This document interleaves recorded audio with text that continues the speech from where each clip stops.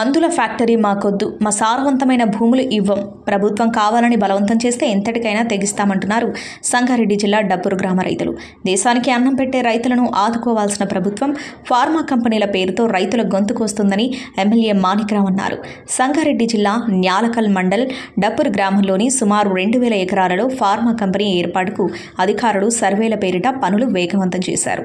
ఈ pharma company మాకొద్దు, మా పచ్చని పొలాలు, సారవంతమైన భూములను ప్రభుత్వం ఫార్మా కంపెనీ పేరిట మా భూములను బలవంతంగా తీసుకోవాలని చూస్తుంది.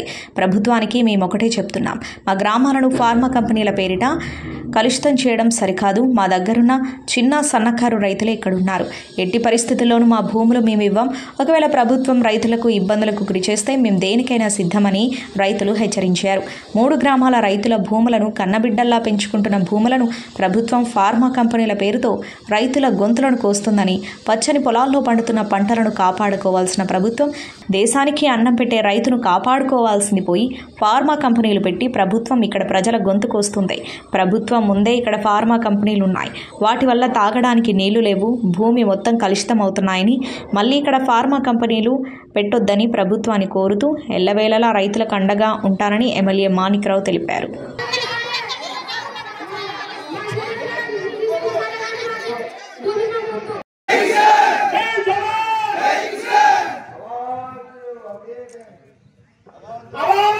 తప్పకుండా మీతో పాటు పోరాడడానికి అన్ని విధాలా సిద్ధంగా ఉంటాం. కానీ నేను మాట్లాడిన తర్వాత మీరు ఒక వాగ్దానం కావాలి, మీరు ఒక శపథం కావాలి, మీరు ఒక ప్రామిస్ కావాలి.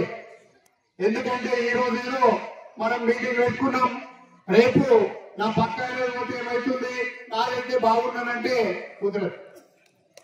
ఎందుకంటే ఇక్కడ ఇంకొకటి పార్టీలకు అతీతంగా మీరు కొట్లాడాల్సినటువంటి పరిస్థితి ఉంది. అక్కడ ఈరోజు వ్యవసాయానికి కూడా నీళ్లు, కెమికల్ నీళ్లు, చాలా నీళ్లు తాగి దాదాపు ఏంటంటే బర్రెలు, దూడలు కూడా చనిపోయినటువంటి పరిస్థితి ఉంది.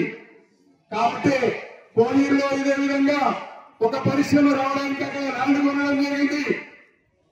ఒక కంపెనీ యజమాన్యం సుమారుగా ల్యాండ్ కొని పర్మిషన్స్ అన్ని తీసుకొని కన్స్ట్రక్షన్ చేసే సమయంలో అక్కడ గ్రామం అంతా కూడా తరలి వచ్చేసి ఊరు తరలి కొట్టేంత వరకు కూడా వారు ఊరుకోలేదని చెప్పేసి మీకు తెలియజేస్తా ఉన్నారు. మీరందరూ ఒకటి ఆలోచించండి. గ్రామంలో ఉన్నప్పుడు మన రాజకీయాలు ఉంటాయి, గ్రామంలో ఒక కుటుంబంలో ఉన్నప్పుడు పార్టీలు ఉంటాయి. సందర్భంగా ఈ కార్యక్రమానికి విచ్చేసినటువంటి డీసీఎంఏ చైర్మన్ శివకుమార్ గారు, అలాగే న్యాలకల్ మండల పార్టీ అధ్యక్షుడు రవీంద్ర గారు, అలాగే మాజీ సర్పంచులు, అలాగే మరి నరసింహారెడ్డి గారు, నారాయణ గారు, కిరణ్ గౌడ్ గారు, మరి మాజీ ఎంపీటీసీలు కావచ్చు, మరి ముఖ్యంగా రైతులకి ఈ న్యాలకల్ మండలాన్ని మొత్తం కూడా మొత్తాన్ని కూడా చాలా చేసి గొంతు వేసి ప్రయత్నం చేసేది మన అధ్యక్షులుగా. ఎట్లా అంటే 12,650 మరి భూములు కూడా ఆడేసి నీళ్ళని రానిపడి ఆ ధనం మళ్ళీ పట్టాలు విలేజెస్ కూడా ఉత్తరంగా భూములు ఎందుకు తీసుకుంటున్నారు ఈ రోజు నేను చెప్పాలి. ఎందుకు తీసుకుంటున్నారు రైతులు మరి రైతులు కావాలంటున్నారు, రైతులు అన్ని చెప్తా ఉంటారు, మరి రైతుల భూములు ఎందుకు తీసుకుంటున్నారని నేను అడుగుతాను.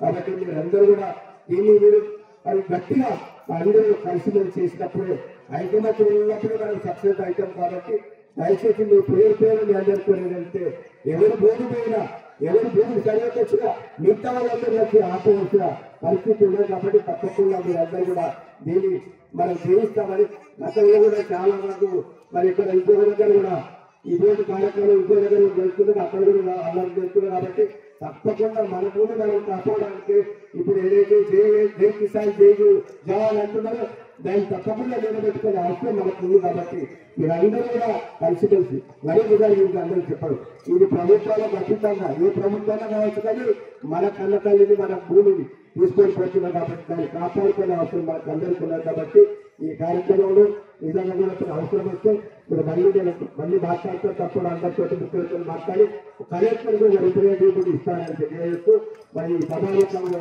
తెలుసు మరొకసారి అందరూ సమాధానం చెప్పుకుంటూ తీసుకుంటున్నాం.